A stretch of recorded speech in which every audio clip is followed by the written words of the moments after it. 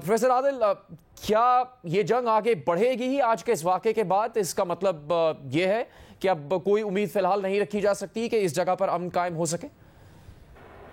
मेरे ख्याल में यार ये वाली उम्मीद तो बड़े अरसे पहले टूट चुकी थी। जंग बढ़ेगी, बढ़ चुकी है, जंग मौजूद है। ये कोई जब हम अपने आप को फूल करते हैं ये सोचते हुए कि शायद अभी होगी, जिस हालत में हम हैं और अरसे से हैं उससे बड़ी जंग का कोई हालत हो नहीं सकती।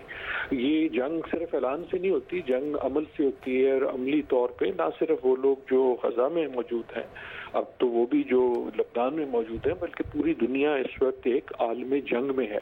मेरे ख्याल में तशवीश और दुख ये है कि उसमें से बहुत बड़ी दुनिया जो है वो आलमी सख्ता में है, इंक्लूडिंग हम खुद। और सख्ते में बैठे हुए हैं कि यार ये क्या हो रहा है, और एक बेबसी का आलम है कि जैसे कोई कुछ नहीं कर सकता, जैसे नेतन्याहू जो हैं वो अपनी मर्जी जहां चलाएं जैसे चलाएं हों। तो यकीनन जो है ये अभी आपकी मेहमान हिना रब्बानी सर बिल्कुल सही कह रही थी, ब्रेक डाउन ऑफ लॉ है। लेकिन ये ब्रेक डाउन ऑफ लॉ जो है ये सिर्फ ये नहीं है कि एक लॉ तोड़ दिया गया है, लेकिन एक मेरे ख्याल में उससे बहुत बड़ी बात ये हुई है कि जो सिस्टम ऑफ लॉ है, जो इंटरनेशनल सिस्टम है, अब टूट चुका है। और मैं ये हाइपर बोल नहीं कह रहा, मैं ये स्लोगन नहीं मार रहा, इसका ये मतलब नहीं है उसको कोई कमजोरी हो गई है। मैं ये कह रहा हूँ कि दुनिया में जो एक सिस्टम था, इंटरनेशनल सिस्टम, इंटरनेशनल ऑर्डर, जिसका मतलब ये था कि कौमें जो हैं वो अपने फैसले कुछ मिल के करने की कोशिश करेंगी, ताकत तभी मौजूद थी, वो अब टूट चुका है। नेतन्याहू ने खुसूसन ये ऐलान कर दिया कि यार मैं नहीं मानता, मैं दुनिया को नहीं मानता, मैं असूलों को नहीं मानता, मैं अमेरिका को भी नहीं मानता।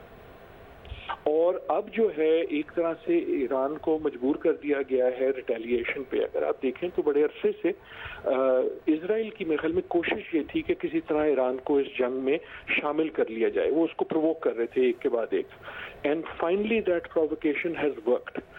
इसका कहने का मतलब ये नहीं है कि ईरान शायद नहीं प्रोवोक होना चाहिए था, मेरे ख्याल में उसके लिए अब कोई चारा रहा नहीं था। सो यकीनन द शॉर्ट आंसर इज कि यकीनन हम जंग की हालत में मौजूद हैं और जंग के बीच में मौजूद हैं, जंग की शुरुआत में नहीं मौजूद। और अब ये एस्केलेशन यकीनन ज्यादा होगी। इजराइल की तरफ से मेरे ख्याल में यकीनन किसी न किसी किस्म की कार्रवाई होगी। आपने टेक्नोलॉजी का जिक्र किया है, इजराइल के पास इस वक्त हर किस्म की एडवांटेज है। एक एडवांटेज ये है कि टेक्नोलॉजी की है, दूसरी एक एडवांटेज ये है कि जो मॉरल आउटरेज होनी चाहिए थी दुनिया से वो नहीं आ रही। एक तो जनरली नहीं आ रही, और खुसूसन जब उसका अटैक हिजबुल्लाह पे होता है, जिसको एक टेररिस्ट ऑर्गेनाइजेशन करार दिया जाता है बहुत सारे ममालिक में, वेस्ट में, या ईरान पे होता है जो पहले ही जिसको साइडलाइन किया गया है, तो मॉरल सिंपैथी ईरान की तरफ नहीं आएगी। लेकिन इस वक्त ये जो सिचुएशन है, आपका सवाल बिल्कुल दुरुस्त है, हम जंग की हालत में। वैसे अब इस्राइल की जानिब से भी रद्द-ए-अमल आ रहा है कि ईरान को भारी कीमत चुकानी पड़ेगी, तो किसी भी हद तक ये मामला जाएगा तो आपको लगता है कि कोई भी मुल्क या कोई भी इदारा जो इसमें स्टेक होल्डर है वो कोई आपको इक़दामात करता नज़र नहीं आ रहा? आखिरी जो अहम बयान था वो एमन सफ़ादी का था, उर्दन के वज़ीर ख़ारजा, जिन्होंने कहा अक़वाम मुत्तहिदा में कि हम अमन चाहते हैं और हम इस्राइल के अमन की ज़मानत देने के लिए तैयार है अगर इस्राइल इस बात पर राज़ी हो कि वो कब्ज़े को ख़त्म करे, फ़लस्तीनियों पर चढ़ाई रोके, और जो जंग उसकी जानिब से की जा रही है, फ़लस्तीनियों पर हमले किए जा रहे हैं, तमाम फ़लस्तीनी इलाकों को निशाना बनाया जा रहा है, उनको बुलडोज़ किया जा रहा है, लबनान पर हमले किए जा रहे हैं। 1 लाख से ज़्यादा कहते हैं ख़ानदान लबनान में पहले ही बेघर हो चुके हैं। तो कोई भी हद नहीं होगी इसकी आपकी नज़र में कि किसी मौके पे जाकर यूरोपीय यूनियन, नेटो, अमेरिका, अक़वाम मुत्तहिदा कोई ऐसा इक़दाम आपको करते हुए नज़र आए जिससे रोका जा सके, चाहे वो इस्राइल के अलावा ईरान या दीगर ममालिक को भी रोकना हो? यार हद तो यकीनन होगी, क्या होगी मैं नहीं जानता, कौन होगा ये भी मैं नहीं जानता, क्योंकि जो हमारे पास एक तरह से मुरव्वजा तरीके थे वो तो कोई अप्लाई करने को तैयार नहीं है।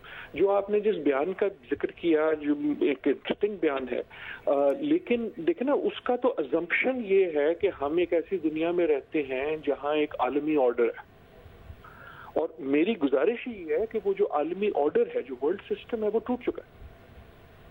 तो यूनाइटेड नेशंस नाम नेतन्याहू लेता है सीरियसली, سو ان اے وے میرے خیال میں جو اس جنگ کے اوپر جو جنگ ہے وہ یہ ہے کہ جو ایک سسٹم تھا، ہم اس کو گالیاں دیتے تھے، ہم اس کو برا بھلا کہتے تھے، لیکن ٹوٹا پھوٹا ایک سسٹم ایسا تھا کہ آپ لک اپ کرتے تھے کہ شاید سیکورٹی کاؤنسل کچھ کر لے، شاید کوئی بڑی طاقت کچھ کر لے. واٹ آئی ایم سجیسٹنگ از کہ وہ سسٹم ٹوٹ چکا ہے. تو پروفیسر عادل، اب ایران کی طرف سے بتایا جا رہا ہے، ایران کے اس اقدام سے پہلے یہ پتہ لگ رہا ہے کہ اس نے کئی ممالک کو پیشگی اطلاع دی ہے اس حملے کی. تو کیا اس کا مطلب ہو سکتا ہے کہ وہ ایک یا فل فلیج وار نہیں چاہتے ہیں، وہ اپنے اس جو گرج ہے اس کا ایک رد عمل کا اظہار کرنا چاہتے تھے، یا جو کہا گیا ہے کہ اسماعیل ہنیہ، حسن نصر اللہ کو جس طرح شہید کیا گیا، یہ اس کا جواب ہے؟ نہیں، جواب تو ضرور ہے، اس کا بھی جواب ہے، اور ایران کے اوپر بہت پریشر بھی تھا نا. آپ دیکھیں، ہم اپنے پروگراموں میں بھی بات کرتے تھے، ایران کے اندر بہت پریشر ہے، ایران کے اندر ایک پولیٹیکل موو ہے کہ یار ہمارے اوپر باری باری وہ جو ہے اٹیک کرتا ہے ہماری لوگوں پہ، ہماری سپورٹر پہ، اور ہم اس کا کوئی جواب نہیں دے رہے. تو ایران میں بھی تو سیاست ہے نا، تو ایک اس کا جواب ہے.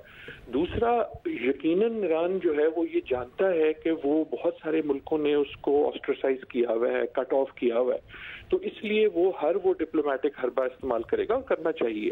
کہ ہم پہلے سے بتا رہے ہیں کہ ہم یہ لمیٹڈ ایک طرح سے ایک ریٹیلیشن کر رہے ہیں. لیکن میری نظر میں، اور شاید اسرائیل کی باتوں سے بھی لگتا ہے کہ اسرائیل کے لیے تو یہ بڑا اچھا ہوا ہے. اسرائیل تو چاہتا ہے کہ وہ جنگ کو ایسکلیٹ کرے، اور خصوصاً وہاں ایسکلیٹ کرے جہاں گلوبل سمپتھی نہیں ہے، مثلاً ایران. تو ایران کے اوپر جب اٹیک ہوتا ہے یا ایران جب اٹیک کرتا ہے تو آپ دیکھیں گے کہ ویسٹ میں وہ آپ کی جو انگلیاں ہیں وہ ایران کی طرف جائیں گی، اسرائیل کی طرف نہیں جائیں گی.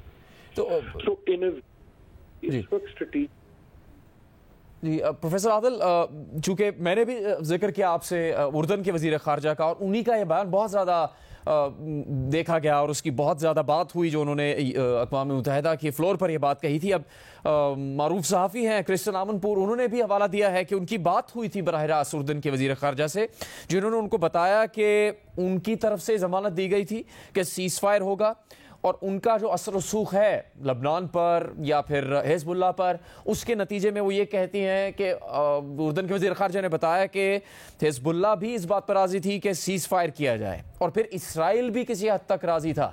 اب آپ یاد کریں کہ امریکی وزیر خارجہ کہہ چکے ہیں کئی مرتبہ کہ اسرائیل بھی آن بورڈ ہے اور سیز فائر ہو جائے گا. پھر جو بائیڈن کا بھی بیان آتا ہے، لیکن اس کے بعد پھر نہیں ہو پاتا سیز فائر، اور پھر اسرائیل ہی کا حملہ سامنے آتا ہے. تو پھر ایک ہی فریق ایسا ہے اس پورے خطے میں جس کے اوپر کوئی بھی اب بھروسہ نہیں کر سکتا. ایسا ہی ہے جی، میرے خیال میں تو میں نہیں مانتا یہ بات کرسٹن آمنپور کی، یا جو آپ نے کہا کہ جی اسرائیل بھی رضامند تھا. اسرائیل تو کبھی رضامند نہیں تھا. جب امریکہ کہتا تھا تو امریکہ کی آپ کیوں بات مان لیتے ہیں کہ اسرائیل رضامند ہے؟ امریکہ چاہتا ہے کہ اسرائیل رضامند ہو جائے، لیکن امریکہ کو تو اسرائیل اسی طرح انگوٹھا دکھا رہا ہے، ٹھنگا دکھا رہا ہے جیسے باقی دنیا کو دکھا رہا ہے. لیکن امریکہ سب سے بڑا اس کا سپورٹر ہے اور کنٹینیوس سپورٹر ہے، لیکن اسرائیل ہم نے دیکھا کہ وہ امریکہ کی بھی نہیں سن رہا، کیونکہ اس وقت وہ زوم میں ہے کہ اس کے پاس یہ قوت ہے. So what I do not believe is کہ اسرائیل جو ہے کسی بھی طرح سے متلاشی ہے کسی سیز فائر کا. میرے خیال میں تو اسرائیل کی کارروائی یہ بتاتی ہے کہ انہوں نے یہ فیصلہ کر لیا ہے کہ ایک فائنل سولوشن ڈھونڈنا ہے. اور سر یہ کرسٹن آمنپور نے حوالہ دیا ہے وہ لبنان کے وزیر خارجہ کا دیا ہے کہ ان سے ان کی بات ہوئی تھی اور ان کی طرف سے بتایا گیا تھا کہ سیز فائر کے لیے جو کوشش ہوئی ہے اس پر وہ راضی ہے، حزب اللہ بھی راضی ہے اور اسرائیل بھی راضی ہے. لیکن آپ نے کہا کہ اسرائیل کوشش کرتا رہا ہے کہ وہ ایران کو اس معاملے میں گھسیٹنا چاہتا تھا، اور پھر اس کی طرف اشارہ جو آپ کر رہے ہیں وہ پھر سے اردن کے وزیر خارجہ کا سوال یہ تھا کہ اسرائیل کی اینڈ گیم کیا ہے. تو ان کی اینڈ گیم یہ ہے کہ وہ ایک فائنل سولوشن چاہتے ہیں.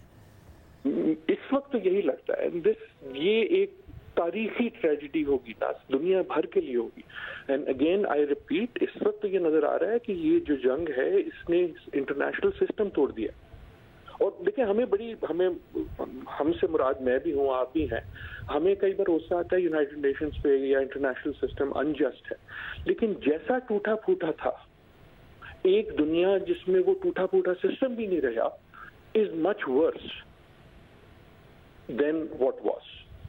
تو اس وقت تو آپ کی جو میرے خیال میں جو انٹرنیشنل سسٹم ہے، کوئی آپ کو دیکھنا طریقہ ایسا نظر نہیں آتا کہ جس سے کوئی بھی اسرائیل پہ اس قسم کا دباؤ ڈال سکے یا دوستی کے حوالے سے ڈال سکے کہ اس کی جو کارروائی ہے وہ کم ہو. ایک طرح سے نیتن یاہو جو ہیں he is fanatically committed to a final solution اور وہ اس کی طرف بڑھے.